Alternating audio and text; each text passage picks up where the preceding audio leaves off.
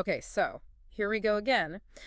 Just as you try to get a handle on things in Gaza, it feels like the ground shifts dramatically. It really does. We're hearing reports this morning, that's Saturday, May 17th, 2025, about a major new Israeli military push. Operation Gideon's Chariots, they're calling it. Right, Gideon's Chariots, Yeah. involving ground forces, air support, hitting both the north and the south of Gaza. And almost unbelievably, at the exact same time, we're hearing about renewed ceasefire talks starting up again in Qatar. That simultaneity is, well, it's striking, isn't it? You've got this intense military action kicking off, just as diplomatic efforts are supposedly restarting. It really highlights the complexity, the deep challenges here. Absolutely. Escalation on one track, potential de-escalation maybe on another. Exactly. So for this deep dive, we really want to try and unpack these immediate events, look a bit beyond just the headlines. It gives some context too, right? Yeah. Look at the recent background. Yeah. We know you want to stay informed, but, without feeling completely overwhelmed by it all. It's a lot to take in. It is. So today, we're drawing on recent news reports and also a really concerning special snapshot from the Integrated Food Security Phase Classification folks, the IPC. That IPC report paints a pretty grim picture, we should say, up front. It does. Okay, so let's start with this latest military operation. Right. Gideon's Chariots. Sources are saying it kicked off Saturday, May 17th. Ground troops moving in, North and South Gaza, Air Force backing them up. And the stated objective. Well, according to the reports, it's about putting more pressure on Hamas, specifically to release the hostages that are still being held. Historically, how have these kinds of large offensives linked to hostage talks played out? It's really a mixed bag. Sometimes pressure works, sometimes it backfires spectacularly. It feels like a high-stakes move to gain leverage, but, it could just as easily harden positions. And doing it while talks are starting. It feels like a deliberate strategy, though maybe a risky one. Definitely deliberate. Yeah. Whether it's counterproductive, we'll have to see. The intensity sounds quite severe. Al Jazeera was reporting Sunday morning at least 135 deaths from airstrikes just in that period. Yeah, including 42 in the north, which has already been hit so hard. And tragically, 5 journalists among them. That's always devastating news. We're also seeing figures suggesting at least 464 Palestinians killed just in the past week. And we need to place this in the timeline, right? This follows the breakdown of that 2-month ceasefire back in March. Exactly. Israel resumed strikes on March 18th. Since then, the numbers have climbed significantly. Over 3,000 more deaths reported. Which brings the total, according to the health ministry in Gaza, run by Hamas, to something like 53,000 since October 2023. A staggering figure. And we shouldn't forget the regional picture either. Those reported assassinations back in July 2024. Right. Ismail Haniyeh from Hamas and that senior Hezbollah commander, that definitely ramped up tensions across the board. Yeah, that forms a crucial part of the backdrop to what's happening now. Absolutely. And the impact on civilians, it's just devastating. Indonesian hospital in northern Gaza. The last functioning public one up there, wasn't it? That's right. Forced to stop operations. Surrounded by the Israeli army. The director called it catastrophic. And it fits into what many see as a pattern regarding healthcare facilities in Gaza. It just adds another layer to the humanitarian crisis unfolding there. Which I suppose brings us to the diplomatic side, these talks. Indeed. So the hostage negotiations restarted in Qatar on Saturday, same day the offensive launched. Talk about mixed signals. Exactly.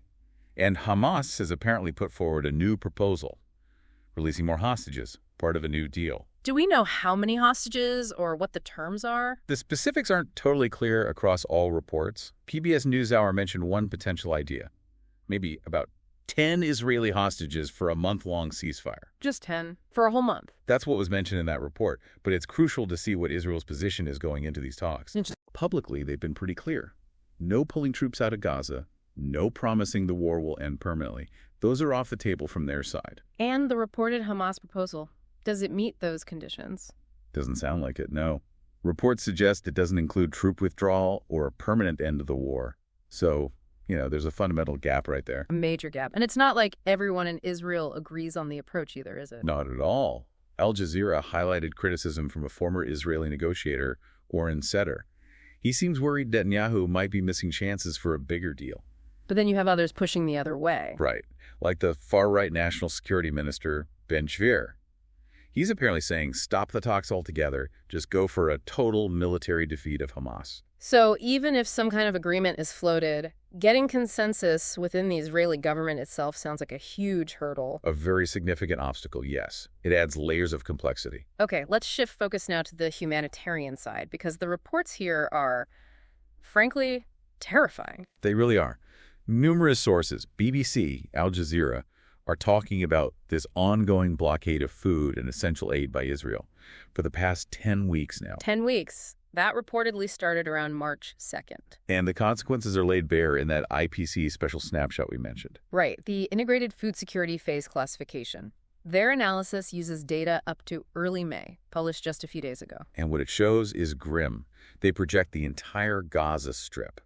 The entire strip will be an emergency, that's IPC Phase 4, for acute food insecurity. Phase 4 emergency, and that's projected from mid-May right through to September. The whole summer, basically. An emergency sounds bad, but maybe break down what Phase 4 actually means for people on the ground. All right, so Phase 4 means large gaps in food consumption, very high malnutrition levels, and excess mortality, people dying due to lack of food. The IPC report says over 1 million people, that's 54% of Gaza's population, are projected to be in this Phase 4. Over half the population. And it gets worse. They project nearly 500,000 people, 470,000, that's 22%, are facing catastrophe, Phase 5.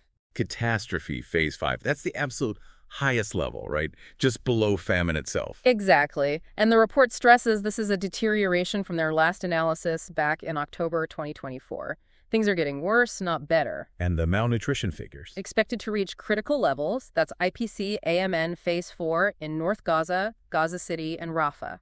So critical levels of malnutrition. What does that look like? It means a really high percentage of children suffering from wasting, being dangerously thin. Their immune systems are shot, making them incredibly vulnerable to disease. It means death rates are climbing sharply directly because of malnutrition. It's not just about hunger, it's a full-blown health emergency. And the IPC report points to the causes, right? Right. It's not a mystery. No, it's very clear. They cite over 60 days of blocked humanitarian and commercial supplies, basic goods running out completely, food prices skyrocketing. They mention wheat flour specifically. People resorting to desperate measures. Yeah, like collecting garbage to find anything edible. Yeah. WFP-supported bakeries closing down. Hot meal kitchens running out of supplies. It's just hard to imagine. And the IPC's conclusion about the future. They state very clearly there's a high risk of famine, actual famine, Phase 5 happening during this projection period, May to September, if this large-scale military operation continues and the blockade stays in place. They're essentially warning that famine is a real possibility, even likely under current conditions. They even give projected numbers, around 71,000 cases of acute malnutrition in children annually, over 14,000 of those severe. And nearly 17,000 pregnant and breastfeeding women needing treatment too. Yeah, and the report outlines this reasonable worst-case scenario. Which sounds ominous. It is. It talks about a total lack of access to essentials, health services completely collapsing, disease rates soaring, and death rates crossing the technical thresholds for famine. So a complete system breakdown. That's what it sounds like, and we're hearing first-hand accounts that match this. A British surgeon, Victoria Rose. Yes, I saw her comments. She talked about exhausted staff seeing horrific malnutrition in children, describing them as really thin, teeth falling out, constant infections, wounds just not healing. It's a brutal picture. And while this is happening, the UN's humanitarian chief, Tom Fletcher, he's basically saying the aid is there. Right. 160,000 pallets of aid, 9,000 trucks ready to go. He's urging everyone not to waste time on, complicated alternative delivery plans. Just let the aid in through the established channels. Exactly. The main obstacle is access permission. Which makes reports about this U.S.-backed aid initiative interesting, to say the least. Yeah, the Gaza Humanitarian Foundation, staffed by ex-military, private security types, aiming to set up secure hubs for distribution. But the UN has said they won't work with them. Citing impartiality concerns, which raises big questions, doesn't it? Especially when established groups are ready and waiting. It certainly complicates the picture. And tying back to the talks, Hamas is saying aid access is a prerequisite. No more truce talks without it. A non-negotiable point for them, it seems. Plus, you had that joint statement from 7 European countries. Urging Israel to reverse the blockade immediately, halt the military operations, ensure aid gets in. They explicitly warned about potential starvation deaths. And hearing from people on the ground, that quote from Fierce Almansi, a mother in a tent camp hit by strikes. Talking about no food, no water, just constant fear. It really brings it home. These aren't just statistics or diplomatic maneuvers. It's people's lives right now. Absolutely. Turning to the wider global reaction, UN Secretary General Guterres expressing alarm over the expanded operation. Which we've heard before, of course. Yes, and the ongoing widespread accusations against Israel regarding human rights, international law. Including the ICJ ruling recently and the ICC prosecutor seeking arrest warrants. Right, for leaders on both sides, Hamas and Israeli, including Netanyahu. Yet, despite UN Security Council resolutions, international condemnation, the military actions continue. It does seem that way. Which really forces us to ask hard questions about how effective the current international system is. You mean in actually stopping the fighting or protecting civilians when things get this bad? Exactly. The limitations seem quite stark right now. The ability to enforce ceasefires, to hold actors accountable, it's clearly being tested, maybe failing. So wrapping this up, what are the key takeaways from this deep dive? Well, it seems we're seeing this incredibly dangerous convergence. A new, intense military offensive. Operation Gideon's Chariots. Right. At the same time, hostage talks that are happening but seem fundamentally stuck on core issues. And looming over everything, this absolute catastrophic humanitarian crisis. Teetering, as the IPC warns, on the very brink of famine. The message coming through from so many sources, the UN, aid agencies, European nations, the IPC data itself is crystal clear. Which is? An immediate stop to the fighting. An immediate, unrestricted humanitarian access. It's presented as utterly critical. Without those things, the current path looks devastatingly bleak. More suffering, more loss of innocent life. Tragically, yes. Which leaves us, and you, with a really difficult question to ponder. We have these dire warnings, especially about famine. We see the limits of international action right now. Military goals and hostage talks seem to be taking precedence. So the question is how? How can the overwhelming, urgent humanitarian needs of ordinary people in Gaza actually be met now? Before it's too late. Before famine is declared and the death toll climbs even higher, how do you address that immediate human catastrophe amidst all this conflict and diplomacy? It's a deeply troubling question, and honestly, there are no easy answers in sight right now.